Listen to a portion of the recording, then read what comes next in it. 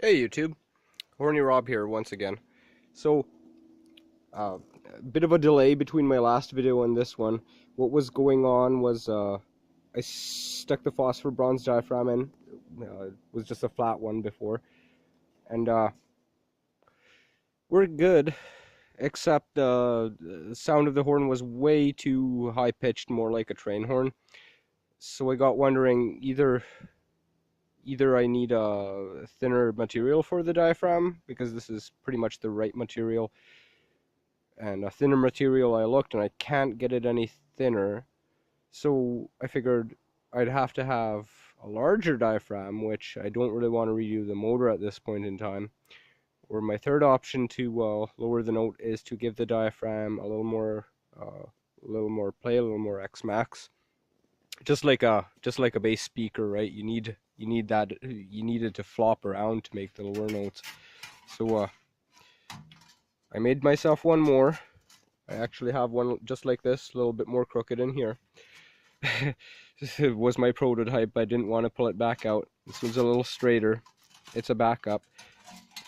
I basically put the phosphor bronze in a press with a bunch of, I use like a gear and some washers and stuff like that underneath it in a steel plate.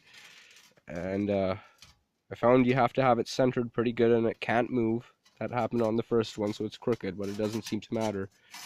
But you can see I hot glued the washers on here so everything would stay put, and I pressed it. And it don't look too pretty because you got all these creases around it, right? But I don't think that affects operation. The main thing is you have more material in between here, and so this center section that acts as the nozzle can flop around like a lot, and that's the trick, so it seems. Results probably higher decibels. I haven't measured it yet. I can blow it at higher pressures. The polycarbonate I could only go up to like 70 or whatnot. I can go up to like 100 now.